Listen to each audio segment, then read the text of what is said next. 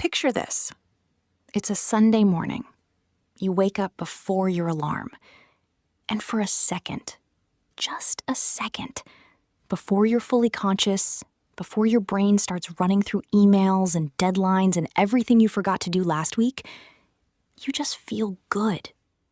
Not because something incredible happened, not because you're on vacation or you just got a promotion, but because the person sleeping next to you is yours.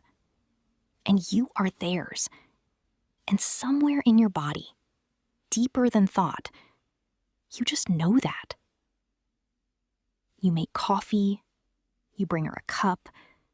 She looks at you with her hair all messy and her eyes still half closed, and she smiles.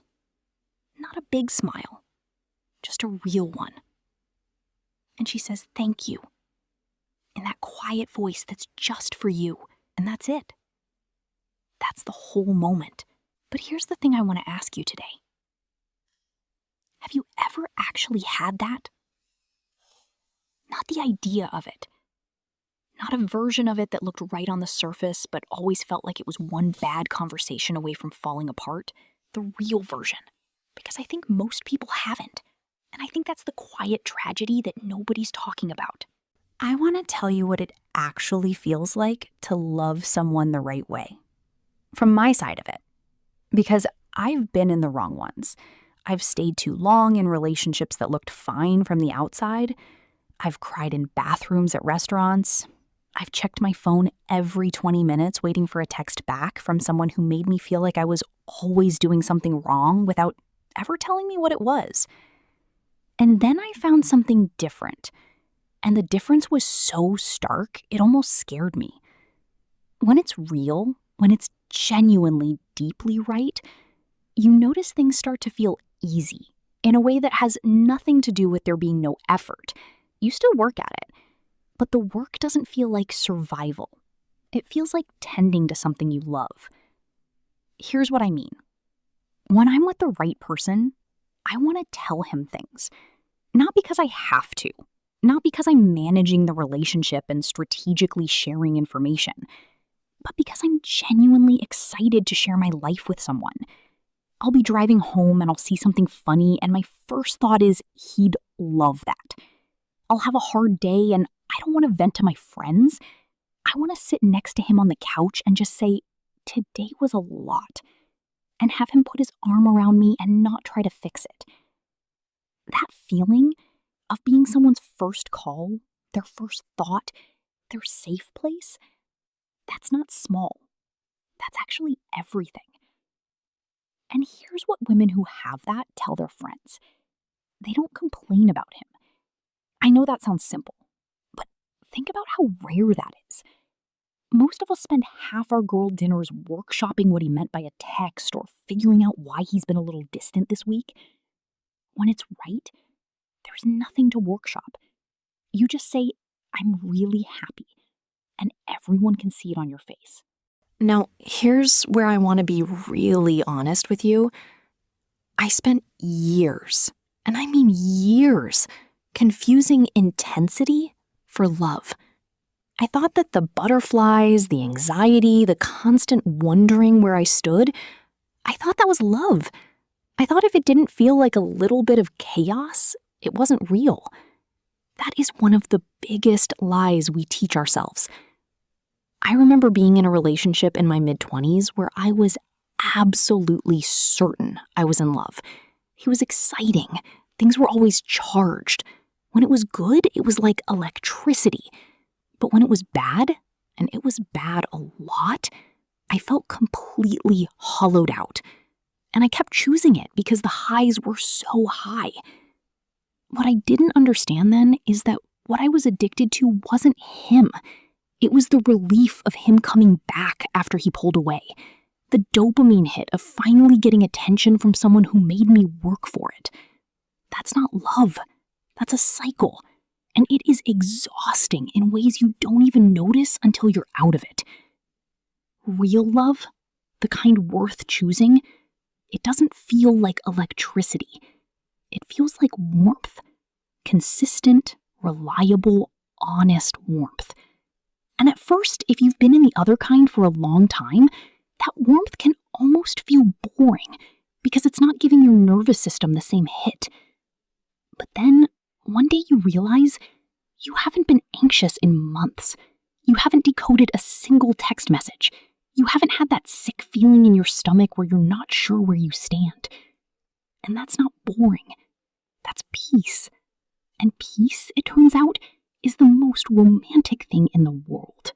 Okay, here's the thing women don't say out loud. The thing that I think men actually need to hear. The perfect relationship, and I'm using that word carefully because I don't mean a relationship with no problems. But the right relationship, it still has hard moments. You will still argue. You will still have seasons where life is heavy and you're both stretched thin and you're not showing up as your best selves.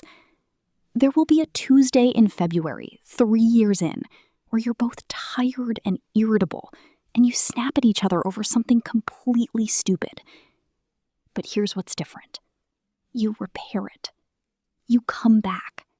You say sorry and you mean it, and you both try harder. And the argument, even the ugly ones, don't make you question whether you should be together. They just make you figure each other out a little more. That is the thing I wish someone had told me earlier. The goal was never a relationship with zero friction. The goal is a relationship where the friction makes you stronger instead of wearing you down. And the other thing, the thing that I think is even harder to say, is that a lot of what people call relationships right now aren't relationships at all. They're arrangements. They're situationships dressed up in relationship language. They're two people who are technically together, but have never actually chosen each other with intention. And both people kind of know it. And they stay anyway because leaving feels harder than settling. That is a fugazi. It looks like love from the outside. You post pictures, you have a person to call, you're not alone. But it doesn't feed you. And deep down, in the quiet moments, you know it. I've seen men, genuinely good men, spend the better part of their 30s in relationships like that. And it's heartbreaking. Not because they're stupid or weak, but because nobody told them clearly enough. This is worth holding out for. The real thing is worth it.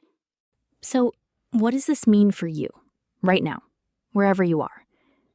If you're in something and it consistently makes you feel like you're not enough, like you're always one wrong move away from losing it, I need you to sit with that.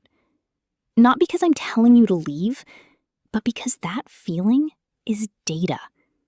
Healthy love does not make you feel like you're failing a test you were never given the questions to. If you're single, and you're frustrated and you're wondering why it feels like everyone around you is in something real and you're not, I want you to consider that maybe you haven't found it yet because you haven't fully decided what you're actually looking for. Not the list, not the checklist of height and career and how she looks, but the feeling. Have you decided what feeling you're actually choosing toward? Because here's what I've noticed. The men who find great love aren't always the most attractive or the most successful. They are the most intentional. They know what they want. They don't settle because being with someone is more comfortable than being without someone. They're patient in a way that comes from self-respect, not fear. And practically, stop pouring enormous amounts of energy into people who make you feel lucky just to have their basic attention. That dynamic never levels out the way you hope it will. Start paying attention to who shows up consistently, who makes things easy, who laughs with you, who you can be quiet with. Because that, the ability to just be quiet together without it being awkward, that is one of the most underrated signs of real compatibility. I want to zoom out for a second because I think this goes beyond any one relationship. We're living in a dating culture right now that has genuinely convinced people that keeping options open is smarter than committing. That vulnerability is a liability. That choosing someone fully, intentionally, and early is somehow naive. And the result is a generation of people who are technically more connected than ever and more lonely than ever. Because connection without depth isn't actually connection. It's just company. Women feel this too, by the way. I'm not pointing fingers here. We've been sold the same story, that the right move is to stay guarded, stay cool, never want too much. And a lot of us have gotten so good at performing not caring that we've actually lost touch with what we genuinely want. But here's what separates the people who build something real from the ones who spend years in circles. They're willing to be known, fully, including the parts they're not proud of. They find someone and they say, even if it's terrifying, here I am. Not perfectly, not all at once, but gradually, honestly, they let someone in. And then they choose that person. Not just when it's easy, not just when everything's going well, but as a commitment, a daily act of choosing. The people who figure out love, genuinely figure it out, they don't find a perfect person.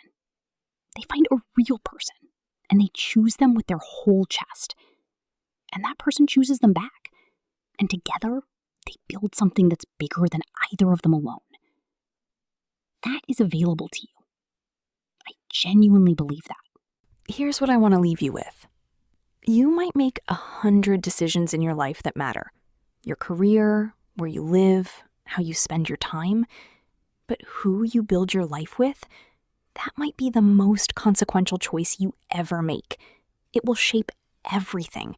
Your happiness, your health, your growth as a person. So don't rush it, but don't coast through it either. Don't stay in something comfortable that you know isn't right because change is scary. Don't write off the possibility of something real because you've been hurt before. The Sunday morning with the coffee and the messy hair and the quiet smile, that's not a fantasy. It exists. It's out there. And it's worth every hard conversation and every carefully chosen moment to get there. You deserve the real thing. Go find it.